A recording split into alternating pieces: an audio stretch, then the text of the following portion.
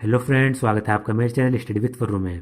आज हम class 10 science chapter 12 electricity start करेंगे। सबसे पहले इलेक्ट्रिसिटी के बारे में जान लेते हैं।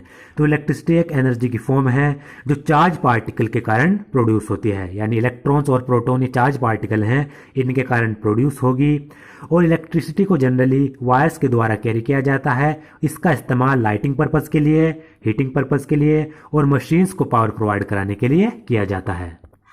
अब इसका इंट्रोडक्शन पढ़ लेते हैं। Electricity has an important place in modern society. Modern society में यानी आजकल आधुनिक जीवन में इलेक्ट्रिसिटी का बहुत ज़्यादा योगदान है और बहुत ज़्यादा इंपॉर्टेंट प्लेस है। It is a controllable and convenient form of energy for a variety of usages in homes, schools, hospitals, industries and so on. जो इलेक्ट्रिसिटी है उसको कंट्रोल भी किया जा सकता है और ये बहुत ज़्यादा महत्वपूर्ण एनर्जी की फॉर्म है जिसको घरों में, स्कूल्स में, हॉस्पिटल्स में और इंडस्ट्रीज़ में बहुत ज़्यादा इसका इस्तेमाल किया जा रहा है।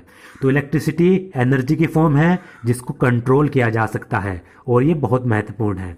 What constitute electricity. अब इसमें एक क्वेश्चन उठता है, इलेक्ट्रिसिटी किससे बनती है, how does it flow in an electric circuit, और किसी भी इलेक्ट्रिक सर्किट में इलेक्ट्रिसिटी कैसे फ्लो होती है, ये भी एक क्वेश्चन इसमें आता है। What are the factors that control or regulate the current through an electric circuit? और ऐसे कौन से फैक्टर हैं जो किसी भी इलेक्ट्रिक करंट सर्किट से जो करंट फ्लो हो रहा है उसको कंट्रोल करते हैं या फिर रेगुलेट करते हैं। In this chapter we shall attempt to answer such question.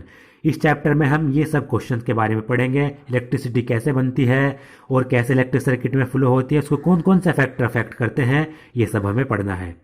We shall also discuss the heating effect of electric current and its application। साथ ही साथ हम इलेक्ट्रिक करंट के हीटिंग इफेक्ट, उसकी एप्लीकेशन कहाँ है, हीटिंग इफेक्ट किन जगहों पर यूज़ किया जाता है, ये सब इस चैप्टर में हमें पढ़ना है। सबसे पहला टॉपिक है electric current and circuit. We are familiar with air current and water current. हम एयर करंट और वाटर करंट के बारे में जानते हैं। We know that flowing water constitute water current in rivers. हम जानते हैं कि जो वाटर जब बहता है, बहता हुआ पानी ही नदियों में वाटर करंट को कॉन्स्टिट्यूएंट करता है, बनाता है। सिमिलरली इसी तरीके से if the electric charge flows through a conductor, for example through a metallic wire, we said that there is an electric current in the conductor। इसी तरीके से अगर इलेक्ट्रिक चार्ज, प्रोटॉन या इलेक्ट्रॉन ये चार्ज होते हैं, अगर इलेक्ट्रिक चार्ज किसी भी कंडक्टर से फ्लो करता है तो हम कह सकते हैं कि उस कंडक्टर में इलेक्ट्रिक करंट फ्लो हो रहा है। इसमें टर्म आया कंडक्टर, तो कंडक्टर वे सब्सटेंस होते हैं जिनसे इलेक्ट्रिसिटी पास हो जाती है, फ्लो हो जाती है। एग्जाम्पल के तौर पर जैसे कंडक्टर मेटेलिक वायर, किसी भी मेटल का वायर, एल्यूमिनियम का वायर, कॉपर का वायर, हमने मान लीजिए कॉपर वायर ले लिया और उस कॉपर वायर में जो इलेक्ट्रिक चार्ज फ्लो होते हैं, इलेक्ट्रॉन्स और प्रोटॉन्स फ्लो होते हैं, उनके कारण ही उस कंडक्टर में इलेक्ट्रिक करंट फ्लो होता है। जनरली जो इलेक्ट्रिक करंट फ्लो होता है वो हम मानते हैं जो इलेक्ट्रॉन्स होते हैं उनके मूवमेंट के कारण होता है। In a torch we know that the cells or a battery when placed in proper order provide flow of charges or an electric current through the torch bulb to glow। हम जानते हैं किसी भी torch में जो sales होते हैं या फिर जो बैटरीज होती हैं, जब उनको एक प्रॉपर ऑर्डर में लगाया जाता है तो जो ये सेल्स होंगी या फिर जो बैटरी होगी वो जो टॉर्च का बल्ब है उससे इलेक्ट्रिक चार्ज फ्लो करेगी या फिर कहें इलेक्ट्रिक करंट उससे फ्लो करेगी, जिससे जो टॉर्च का बल्ब है वो जल जाएगा। तो टॉर्च क्यों जल रही है, क्योंकि जैसे ही हमने उनकी सेल्स या बैटरी को एक प्रॉपर ऑर्डर में लगा दिया तो जो इलेक्ट्रिक चार्ज है या फिर कहें जो इलेक्ट्रिक करंट है वो टॉर्च के बल्ब से फ्लो हो जाता है, जिससे बल्ब जल जाता है। We have also seen that the torch gives light only when its switch is on. What does a switch do. तो हम ये भी जानते हैं कि जो टॉर्च है वो तभी जलेगी जब हम उसके स्विच को ऑन करेंगे। अब स्विच का फंक्शन क्या है।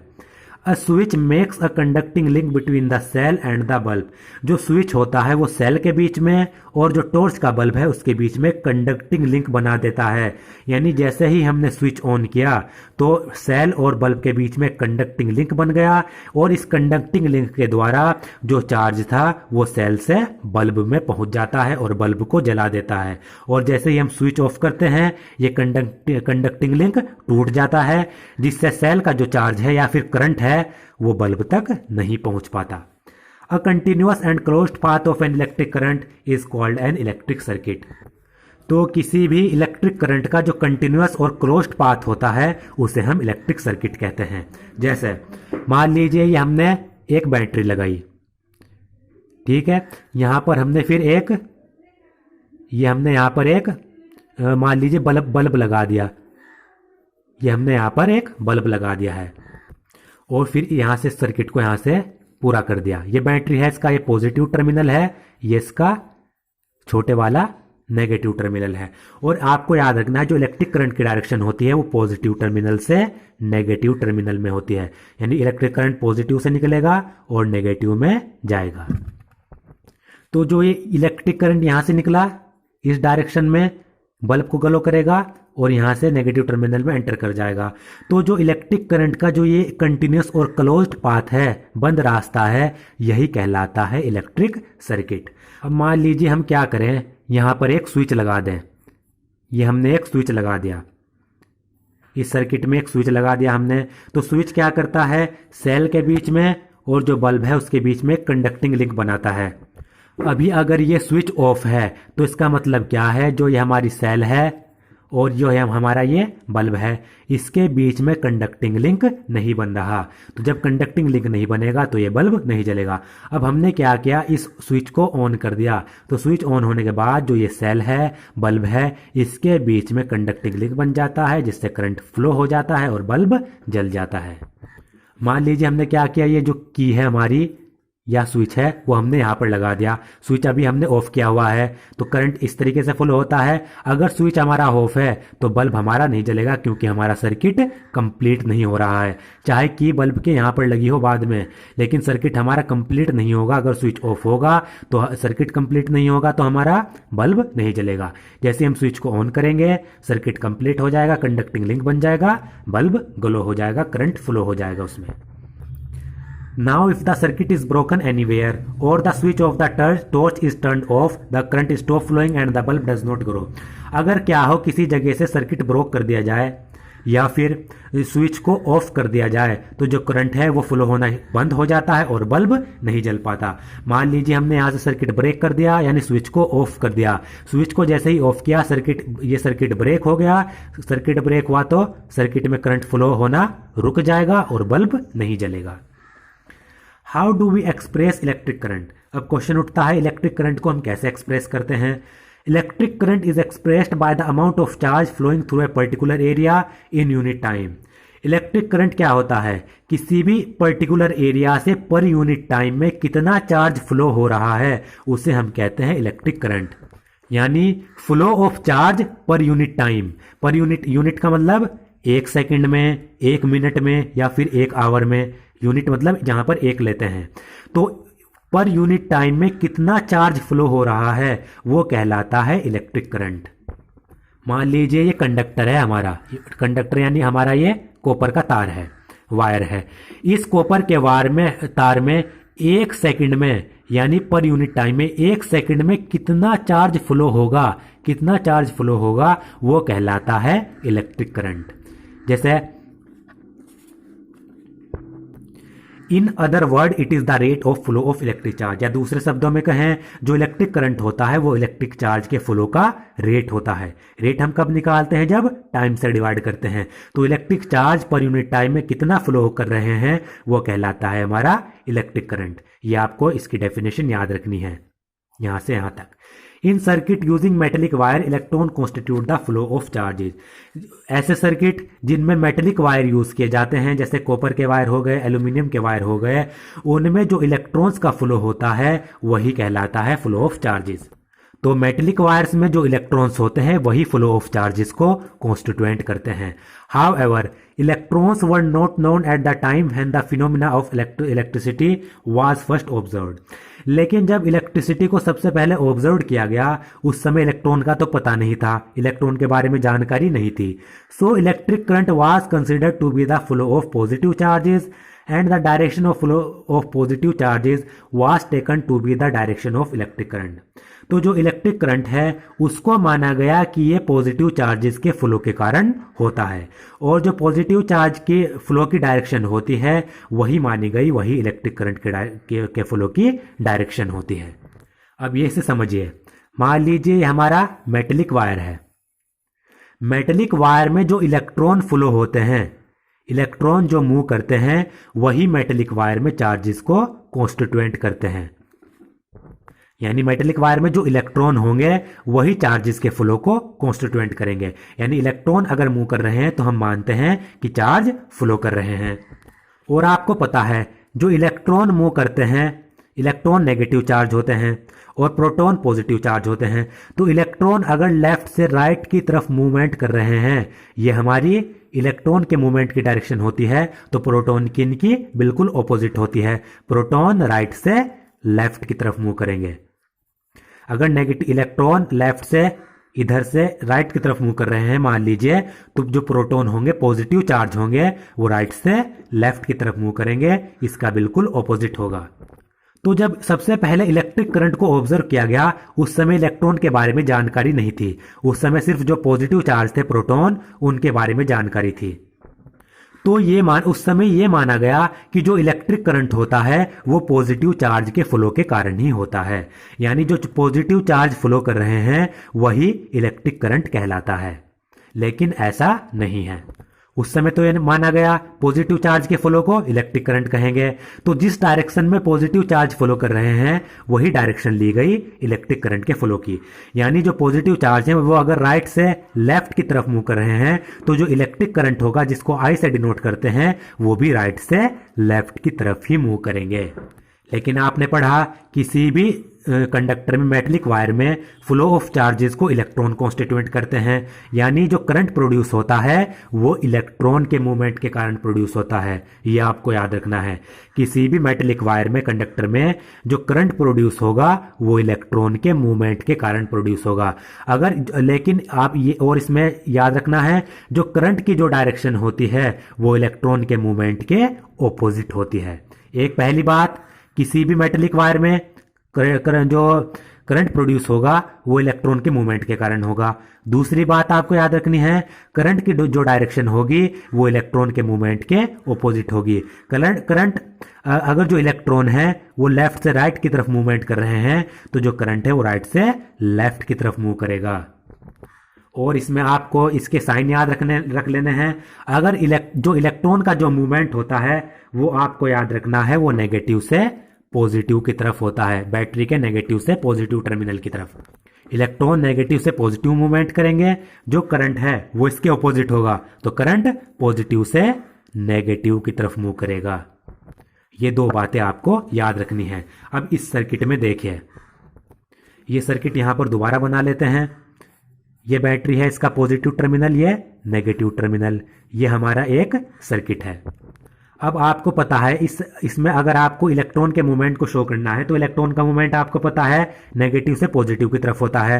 तो इलेक्ट्रॉन की जो मूवमेंट की डायरेक्शन होगी, ये इलेक्ट्रॉन नेगेटिव से पॉजिटिव की तरफ मूव करेंगे। और आपको इलेक्ट्रॉन का मूवमेंट दे दिया गया। अब अगर इस सर्किट में आपको करंट की डायरेक्शन बतानी हो तो कैसे बताएंगे?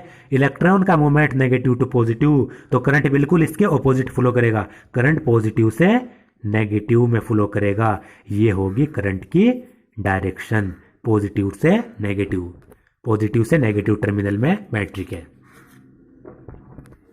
Conveniently, in an electric circuit, the direction of electric current is taken as positive to the direction of the flow of electron which are negative charges. तो किसी भी इलेक्ट्रिक सर्किट में जो इलेक्ट्रिक करंट की जो डायरेक्शन होती है वो इलेक्ट्रॉन के फ्लो की डायरेक्शन के ऑपोजिट ली जाती है। इलेक्ट्रॉन नेगेटिव चार्जेस हैं तो जिस डायरेक्शन में इलेक्ट्रॉन फ्लो करेंगे उसके ऑपोजिट डायरेक्शन इलेक्ट्रिक करंट की होगी।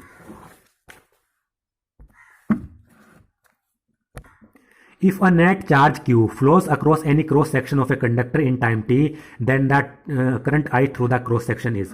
अगर किसी भी कंडक्टर के क्रॉस सेक्शन से Q चार्ज फ्लो कर रहा है टाइम t में, तो उस क्रॉस सेक्शन से जो करंट फ्लो करेगा टाइम t में वो कितना होगा?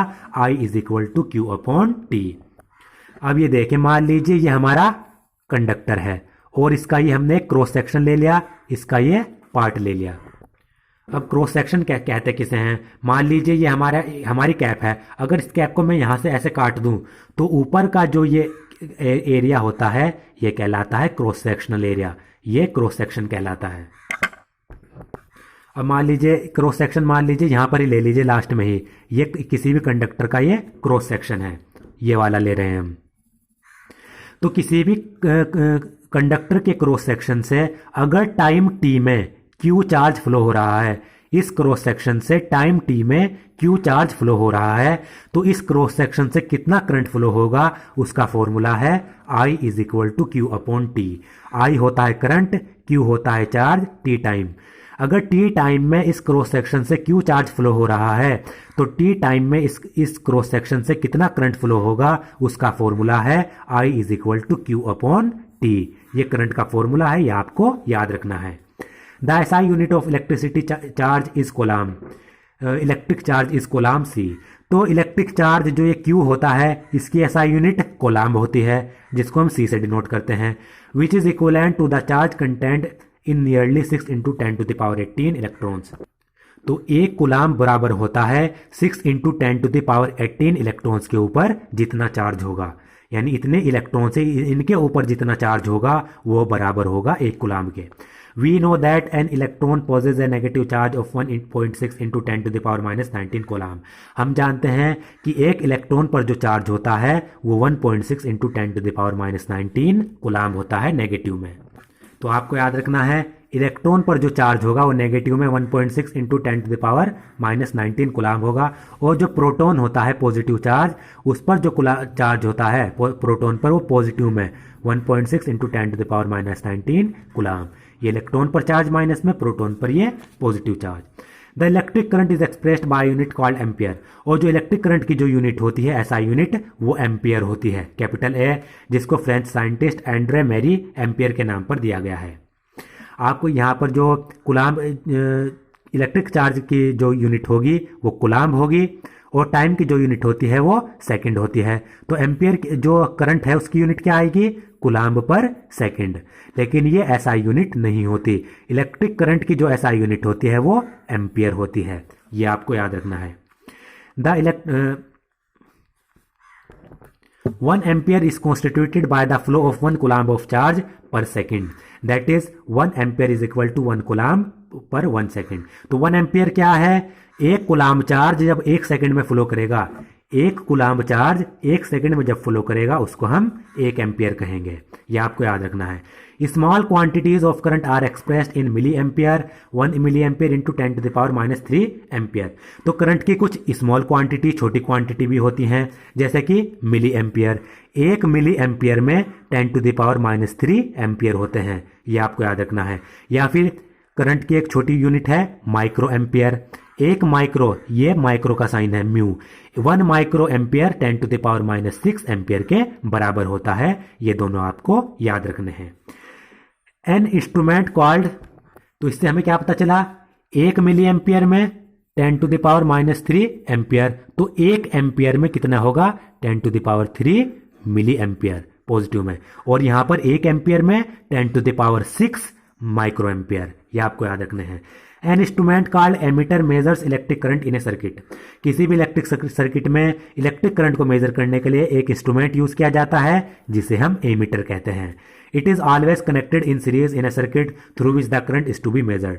और एमीटर को इलेक्ट्रिक सर्किट में हमेशा सीरीज में लगाया जाता है। सीरीज और पैरेलल हम पढ़ेंगे बाद में, ये आगे टॉपिक आएगा। तो ये आपको याद रखना है, किसी भी इलेक्ट्रिक सर्किट में जो एमीटर लगाया जाता है वो हमेशा सीरीज में लगाया जाता है। Figure 12.1 shows the schematic diagram of a typical electric circuit comprising a cell, an electric bulb, emitter and a plug key। Figure 12.1 में एक इलेक्ट्रिक सर्किट का डायग्राम दिया गया है जिसमें सेल भी है, इलेक्ट्रिक बल्ब भी है, एमीटर भी है और प्लग की भी दिखाई गई है। ये आप यहाँ पर ये सेल देख सकते हैं, सेल का पॉजिटिव टर्मिनल, नेगेटिव टर्मिनल, ये सेल है हमारी, और ये एमीटर है जिससे इलेक्ट्रिक करंट को मेजर किया जाता है सर्किट में। ये बल्ब है और ये की है, यानी ये स्विच है, और ये इलेक्ट्रिक करंट की डायरेक्शन दी गई है पॉजिटिव से नेगेटिव की तरफ। Note that the electric current flows in the direction from the positive terminal of the cell to the negative terminal of the cell through the bulb and emitter. इसमें आप note कर सकते हैं कि जो इलेक्ट्रिक करंट की direction है वो सेल के नेगेटिव पॉजिटिव टर्मिनल से नेगेटिव टर्मिनल तक है। ये पॉजिटिव टर्मिनल से सेल के इलेक्ट्रिक करंट आया, बल्ब से होता हुआ, एमिटर से होता हुआ सेल के नेगेटिव टर्मिनल में चला जाएगा। ये इसकी डायरेक्शन होती है। अब यहां पर एक एग्जाम्पल 12.1 दिया गया है। A current of 0.5 ampere is drawn by a filament of electric bulb for 10 minutes. Electric bulb का जो फिलामेंट होता है, यानी इलेक्ट्रिक बल्ब के अंदर आपने एक तार देखा होगा, एक वायर्स की तरह का एक फिलामेंट देखा होगा जो जलता है, जो टंगस्टन से मिलकर टंगस्टन से बना होता है। तो इलेक्ट्रिक बल्ब के फिलामेंट से 10 मिनट में 0.5 एम्पियर करंट ड्रॉ किया जा रहा है, यानी 10 मिनट में वो 0.5 एम्पियर करंट ड्रॉ कर रहा है। Find the amount of electric charge that flows through the circuit. तो हमें ये जानना है, हमें ये फाइंड करना है कि सर्किट से जो इलेक्ट्रिक चार्ज फ्लो होगा वो कितना होगा। मान लीजिए जो ये सर्किट दिया गया है, इस सर्किट में जो ये हमारा बल्ब है, इस बल्ब से 10 मिनट में 0.5 एम्पियर करंट ड्रॉ किया जा रहा है। तो हमें पता लगाना है इस सर्किट में चार्ज कितना फ्लो हो रहा होगा। तो आपको गिवन कंडीशन क्या क्या है, आपको करंट दिया हुआ है 0.5 एम्पियर, करंट हमें आई 0.5 एम्पियर दिया गया है, टाइम हमें 10 मिनट दिया हुआ है और टाइम हम सेकंड में लेते हैं।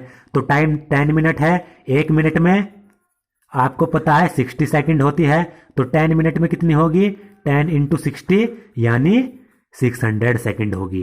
टाइम भी हमारे पास आ गया, करंट भी हमारे पास आ गया। अब आपको पता है I is equal to Q upon T, हमें यहां से चार्ज निकालना है, चार्ज उससे कितना फ्लो हो रहा है। तो क्यू यहां से निकाल लेंगे, Q is equal to time यहां पर चला जाएगा I इंटू टी। तो आपको पता है Q is equal to I into T, I की वैल्यू रख देंगे 0.5, टाइम की 600 सेकेंड, 0.5 से 600 को मल्टीप्लाई करने पर 300 आएगा। यानी जो 10 मिनट में जो सर्किट है उससे 300 कूलाम्ब चार्ज फ्लो हो रहा है।